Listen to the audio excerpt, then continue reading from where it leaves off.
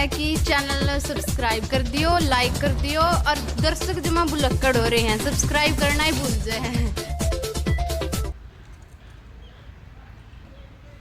कक्षा 10 के सभी प्यारे छात्र छात्राओं, आपको आपके हिंदी अध्यापक अनूप कुमार की नमस्कार। जैसा आप सभी विद्यार्थियों को पता ही है कि एक वैश्विक महामारी कोरोना फैली हुई है और प्रत्यक्ष अप्रत्यक्ष रूप से हम भी उससे अछूते नहीं हैं। बहुत सा असर उस बीमारी का हमारे यहाँ भी पड़ा है और मोटा असर तो यही हुआ है कि सभी शिक्षण संस्थान अब बंद हैं, स्कूल कॉलेजेस बंद हैं। परंतु टेक्नोलॉजी का ये युग है और टेक्नोलॉजी ने हमें ऐसा एक माध्यम दे दिया है कि आप स्कूल तक नहीं आ पा रहे, लेकिन स्कूल आप तक पहुंचने की ज़रूर कोशिश कर रहा है। तो आपकी पढ़ाई न बाधित हो, इसलिए आज ये हरियाणा चेतना न्यूज़ के सहयोग से हम आपके लिए हिंदी की कक्षाएं जो हैं हर रोज़ एक नए विषय को इसमें डाल के हम आपको देंगे और उम्मीद है आप सब अपने घर पर होंगे, स्वस्थ होंगे। तो आज हमारा बहुत ही आसान विषय, बचपन से पहला शब्द जिसमें हमने सीखा वो हिंदी। इस हिंदी का 10वीं कक्षा का जो पाठ्यक्रम है, हम वो पहले वो देखें कि हमें पूरे वर्ष भर में पढ़ना क्या है, हम पाठ्यक्रम हमें कैसा दिया गया है। पाठ्यक्रम में हमें 3 पार्ट में ये पाठ्यक्रम है। जो हमारी एक पुस्तक है, सबसे पहली जो पुस्तक है वो अक्सतीज नाम की पुस्तक है। अक्सतीज इसके नाम से आप सब परिचित होंगे, नहीं है तो बता देता हूँ। पूर्वी दिशा के अंतिम छोर को अक्सतीज बोलते हैं। दूसरी हमारी जो पुस्तक है वो कृतिका है और तीसरा जो हमारे पाठ्यक्रम का अंश है वो जान होता है हिंदी की, वो व्याकरण है। जो हम पढ़ रहे हैं उसकी शुद्धि और अशुद्धियों का जो हमें ज्ञान कराएगा।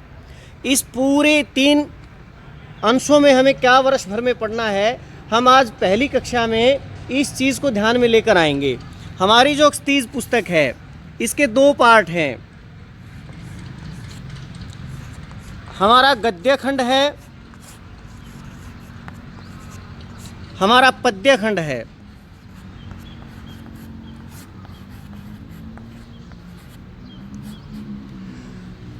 दोनों में मिलाकर के 17 रचनाकार हैं।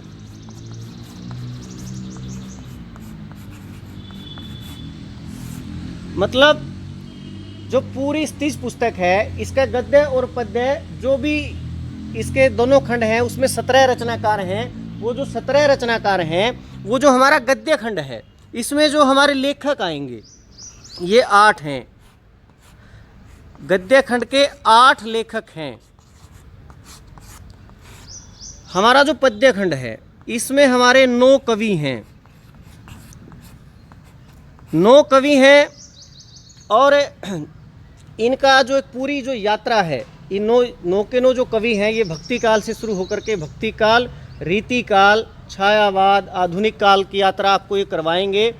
आपको घर से बाहर हिंदी की कविताएं क्या है, बाहर क्या है हिंदी में, उन चीज़ों से आपको रूबरू कराएंगे। हमारे जो लेखक हैं 8 के 8 जो लेखक हैं ये आपको विभिन्न विधाओं की यात्रा करवाएंगे। जैसे आपको निबंध बताएंगे, जैसे कहानियाँ हैं, जैसे संस्मरण है, जैसे रेखा चित्र है। ये बड़ी रोमांचक विधाएं हिंदी की हैं। इन सब विधाओं को आपके सामने ये 8 के 8 हमारे जो लेखक हैं ये लेकर के आएंगे। तो आज पहली जो कक्षा है, इस कक्षा से जो हमें आज ध्यान रखना है, ये केवल आपका दिमाग यहीं रहना चाहिए। हम अक्सतीज में जितना पाठ्यक्रम है वही बताएंगे। मैं साफ करता हूं एक बार इसको।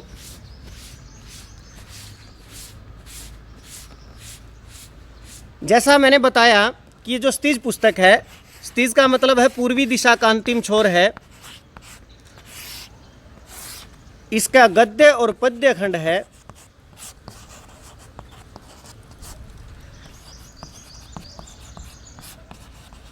पद्य खंड में मैंने आपको फिर बताता हूँ, पहले ही बताया था कि हमारे 9 कवि हैं, इसमें 8 लेखक हैं, कुल 17 ये रचनाकार हैं, कुल 17 रचनाकार हैं। हम जहाँ से शुरू करेंगे अपने विषय को पढ़ना हो वो हम यहाँ से करेंगे। मैंने आपको पहले बताया था कि ये विभिन्न कालखंड की यात्रा है और ये भक्ति काल से शुरू होती है।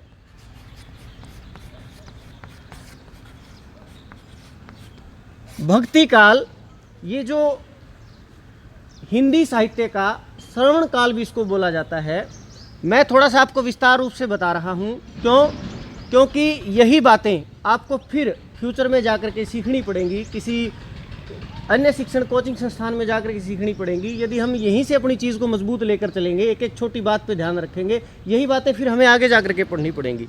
तो इसलिए मैंने आज आपको बताया है, क्लास की सीखी बात हमेशा याद रहती है। हो सकता है ध्यान रहे कि 10वीं कक्षा में मुझे पता लग गया था कि भक्ति काल को हिंदी साहित्य का श्रवण काल कहा जाता है। भक्ति काल के जो कवि हम पढ़ रहे हैं वो सूरदास जी हैं। भक्ति काल में जो दूसरे हमारे कवि हैं वो तुलसीदास जी हैं। प्रिय विद्यार्थियों, ये जो 2 कवि हैं ये भक्ति काल से आपको 10वीं कक्षा में पढ़ने को मिलेंगे, सूरदास जी और तुलसीदास जी। इसके बाद मैंने आपको बताया था कि रीतिकाल की यात्रा आपको करवाई जाएगी। रीतिकालीन एक कवि हमारे यहाँ हैं, देव जी हैं। रीतिकाल के कवि हैं देव जी हैं। उसके बाद हमारा छायावाद का युग शुरू होता है। छायावाद के 4 प्रमुख स्तंभ होते थे। जयशंकर प्रसाद जी होते थे, महादेवी वर्मा जी, हरिवंश राय बच्चन जी। तो उन्हीं में से एक हैं जयशंकर प्रसाद जी। जयशंकर प्रसाद जी,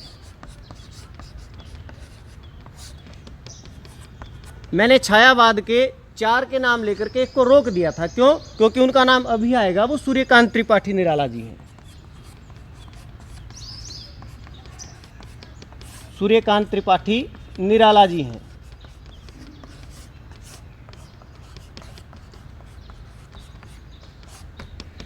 गिरिजा कुमार माथुर जी, अब ये आधुनिक कालखंड शुरू हो जाता है।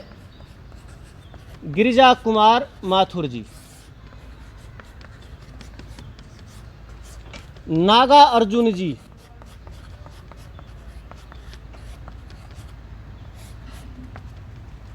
थोड़ा सा जगह कम रह गई है, इसको 8वें को यहाँ लिखता हूँ। ऋतुराज जी,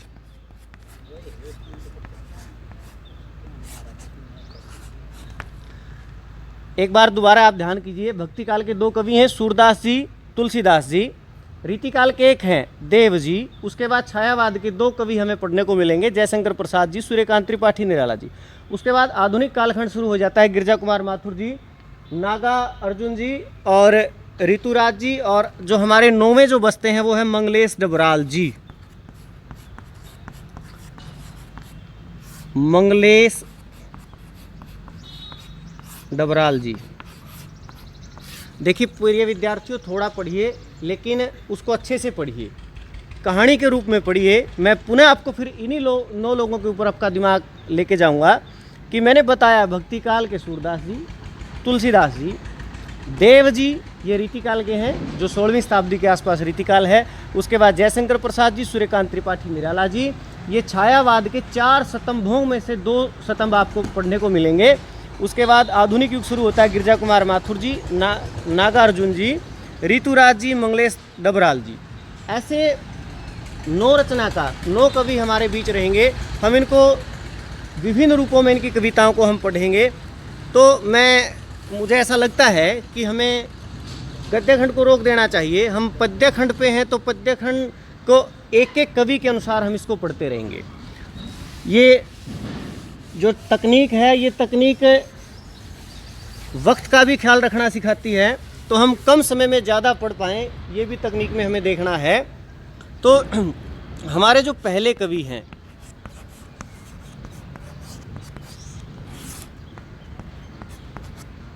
वो सूरदास हैं।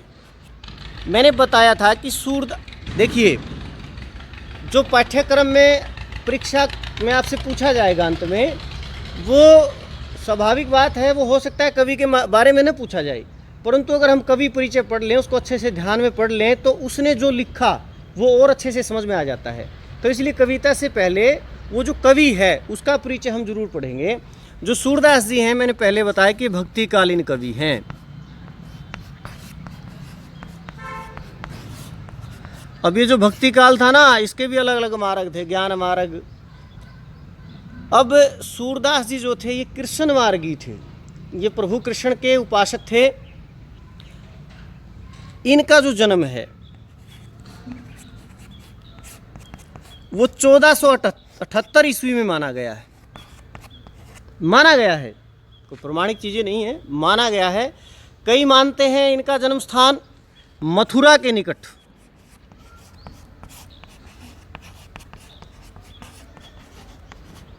रेणुका नामक क्षेत्र है, रेणुका नामक क्षेत्र है। परंतु इनका जो जन्म स्थान है, व्यवहारिक रूप से जो इनका जन्म स्थान माना गया है, वो दिल्ली के पास,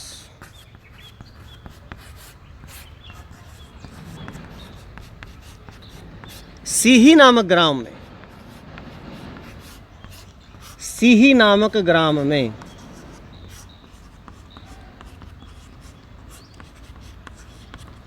कंपटीशन जब हम लड़ेंगे, इनसे जुड़ी जब बात पूछी जाएगी इनका जन्म स्थान, तो इनका जन्म स्थान आप सीही ही बताएंगे।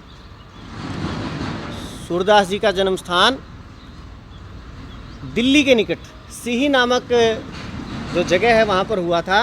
ये जन्मांध थे, जन्मांध थे माने जन्म से अंधे थे। हर इंसान के पीछे कोई न कोई गुरु होता है, उसको सिखाने वाला होता है। ऐसे ही ये जिनके शिष्य रहे, अष्टछाप के कवियों में मुख्य कवि रहे हैं, ये किसके शिष्य थे? इनके जो गुरु थे वो वल्लभाचार्य जी थे।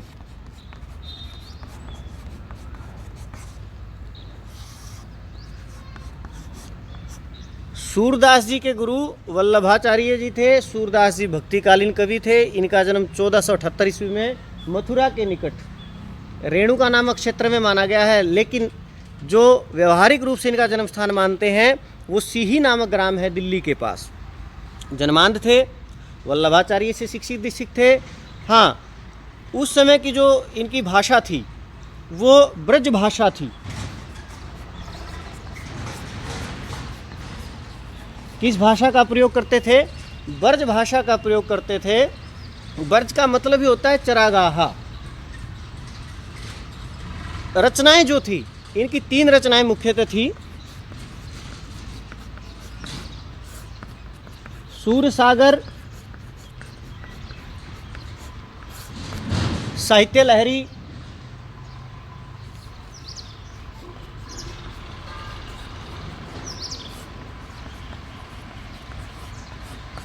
सुरसारावली।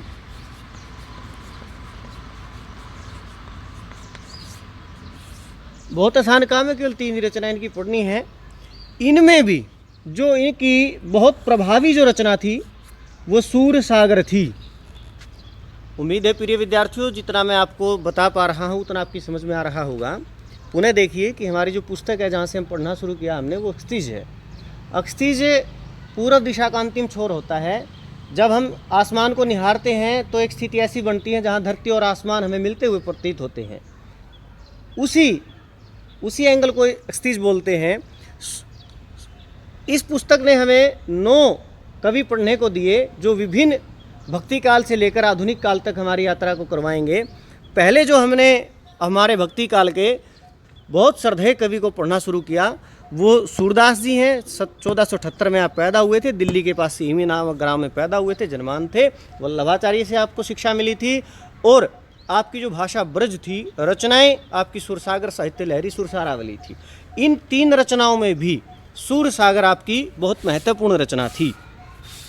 अब प्रिय विद्यार्थियों, यहाँ जो हमें पढ़ने को मिलेगा, इनके जो 4 पद हैं, हम आज पहली कक्षा से हम कविताओं से शुरू करेंगे। सूरदास जी ने 4 पद लिखे हैं, जहाँ से आज हम अपना कार्य शुरू करेंगे, जहाँ से आपको होमवर्क में मिलेगा। ये मत समझना कि आपको सिखाया जाएगा, सिखा के आपसे पूछा भी जाएगा। तो 4 जो पद हैं वो हैं कहाँ से? वो भ्रमर गीत से हैं। ये जो भ्रमर गीत है ये कहाँ से है, ये किसमें संकलित है? मैंने आपको पहले ही बताया था कि उनकी जो महत्वपूर्ण रचना है वो सूरसागर है। तो ये सूरसागर से है, सूरसागर जी। भ्रमर क्या है? भंवरे को बोलते हैं। मैंने आपको कक्षा शुरू करते ही बता दिया था कि भक्ति काल में भी राम मार्गी और कृष्ण मार्गी 2 तरीके के कवि थे। सूरदास जी कृष्ण मार्गी थे, अगले जो कवि हम तुलसीदास पढ़ेंगे वो राम मार्गी थे। तो कृष्ण के अनन्य उपासक थे, श्री कृष्ण भगवान के अनन्य उपासक थे। श्री कृष्ण जी जब मथुरा आ गए थे, मथुरा से छोड़ के जब आए तो जो गोपियाँ थी वो रह नहीं पा रही थी श्री कृष्ण के बगैर। स्वाभाविक है, वो अपने सब आसपास के लोगों से बहुत प्रेम करते थे। तो मथुरा से उन्होंने अपने प्रिय सखा उद्धव को भेजा कि हे उद्धव, जाओ गोपियाँ किस हाल में हैं खबर लेके आओ। अब ये जो उद्धव तो था, ये कहने को तो सखा थे उनके, और इनका कृष्ण जी के साथ जो संबंध था ये नाते में उनके मामा लगते थे। ये श्री कृष्ण जी के संदेश को लेकर के मथुरा से गोपियों के पास जाते हैं। गोपियों से बात करने के बाद गोपियों को इनकी जो बातें हैं वो पसंद नहीं आई। क्यों? क्योंकि ये कैसी बातें कर रहे थे? ये निर्गुण बातें कर रहे थे। अब प्रिय विद्यार्थियों, आपको एक नया शब्द फिर मिला है, निर्गुण। अब इस शब्द को समझिए है क्या। जो भक्ति काल के कवि थे वो निर्गुण काव्य धारा, सुगुण काव्य धारा, इन दोनों के अनुसार वो अपनी रचनाएं करते थे। निर्गुण काव्य धारा वो है, निर्गुण उपासक वो हैं जो परमात्मा के अस्तित्व को मानते हैं लेकिन किस रंग रूप आकार का वो नहीं मानते। उन्होंने उद्धव को बताया कि आप जो ये निर्गुण संदेश हमारे लिए लेके आए हो ना, ये कोई मज़ेदार बात नहीं है। फिर भी गोपियाँ कुछ न कुछ तो उनको बात करती उनके साथ। अब ये हमारी परंपरा भी है। विशेषतः देखिए, क्योंकि हम सब हरियाणा से हैं तो हरियाणा की तो एक परंपरा आज भी है हमारे गांव देहात में कि महिलाएं जो उनके आदरणीय बुजुर्ग हैं उनके साथ सीधे संवाद नहीं करती, वो बीच में किसी भी चीज़ को लेकर के संवाद करती हैं। हो सकता है कोई निर्जीव चीज़ भी हो तो वो डायरेक्ट अपने घर के बुजुर्ग से, विशेषतः ससुराल पक्ष के लोग से सीधे बात नहीं करती। निर्जीव चीज़ को भी वो बीच में ले लेती हैं। हो सकता है वो किसी कप गिलास के माध्यम से उसको बात कहें, लेकिन हमें पता होता है वो कह तो उनको रही हैं परंतु वो बीच में किसी को माध्यम बनाती हैं। ऐसे ही उद्धव से गोपियों का जो संवाद होता है, उद्धव और गोपियों का, उसके बीच में वो जिसको लेती हैं वो भ्रमर था, तब इसका नाम भ्रमर गीत पड़ गया।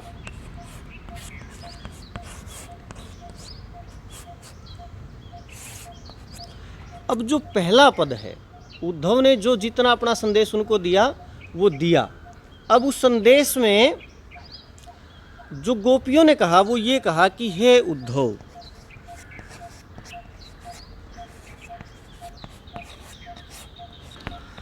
तुम हो अति बड़ भागी।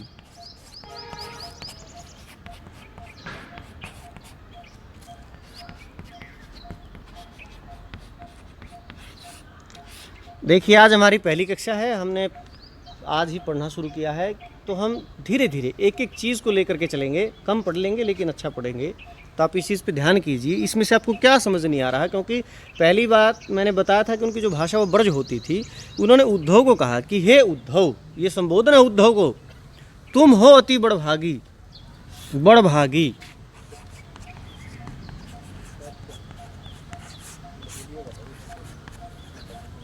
बहुत भाग्यशाली। हमारी टेक्निकल टीम थोड़ा इशारा कर रही है कि समय ज़्यादा ले रहे हैं। के हे उद्धव, तुम हो अति बड़भागी। क्यों हो? बड़भागी क्यों का उद्धव? अपरस रहत स्नेह तगाते,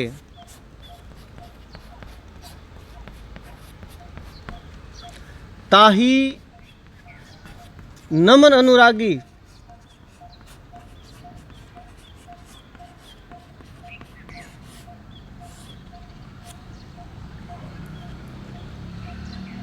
उद्धव तुम बड़े भाग्यशाली हो। क्यों? क्योंकि तुम अपरस रहे हो। ए का मतलब होता है के बिना, परस मतलब सप्रश, तुमने छुआ नहीं। क्या नहीं छुआ? स्नेह, स्नेह माने प्रेम। अपरस मैंने बताया, आप इसके स्क्रीनशॉट ले सकते हैं साथ साथ में। न छूना, आसान शब्दों में बताता हूँ, क्या नहीं छुआ? स्नेह। स्नेह मतलब प्रेम। तगा मतलब धागा। तुमने प्रेम रूपी धागे को कभी छुआ ही नहीं। ताही न मन अनुरागी, तुम्हारा मन, तुम्हारा हृदय कभी अनुरागी नहीं हुआ। अनुरागी मतलब प्रेमी, प्रेम करना। गोपियाँ देखिए, गोपियाँ उद्धव से कह रही हैं कि हम तो श्री कृष्ण से प्रेम करती हैं, आप जो श्री कृष्ण का संदेश लेके आए हैं वो हमें अच्छा नहीं लगा। क्यों नहीं लगा? क्योंकि हम आपके ज्ञान मार्ग को नहीं जानती, हम केवल एक ही मार्ग जानती हैं, प्रेम मार्ग को जानती है। हमारा कृष्ण के साथ प्रेम है, आप प्रेम मार्गी नहीं हैं। क्यों? तभी तो आपका मन कभी प्रेमी हुआ नहीं, आप प्रेम रूपी धागे से कभी बंधे नहीं। और हे उद्धव, आप तो बहुत बहुत बहुत बड़े भाग्यशाली हैं।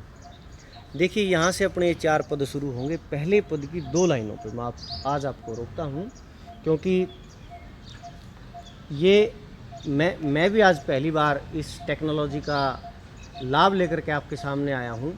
तो हम कितना सीख पाए आज, जितनी बात हमने की, इन चीज़ों पर ही हमारी अगली जो कक्षाएं हैं वो निर्भर करेंगी। आपका जैसा इनपुट आएगा वैसा ही हम फिर आगे पढ़ाने की कोशिश करेंगे। उम्मीद है आज जो पाठ्यक्रम को समझते हुए हम यहाँ एक थोड़ा सा, एक छुआ मात्र है, पहले पद को छुआ मात्र है, यहाँ तक हमने जो किया है, उम्मीद है आप इस चीज़ को समझ पाए होंगे।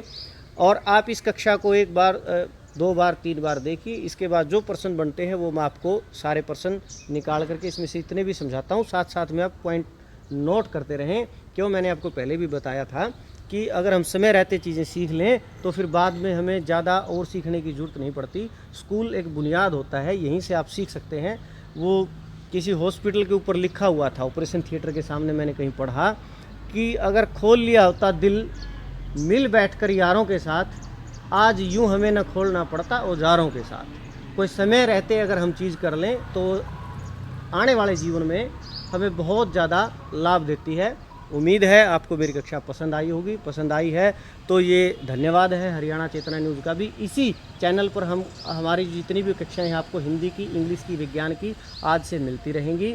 तो इस चैनल को भी आप सब्सक्राइब करते रहें ताकि आपको समय अनुसार हमारी वीडियो पहुंचती रहें। और इसका जो बेल आइकन बटन दबा करके आप अपनी सारी की सारी वीडियो इस पर देखें।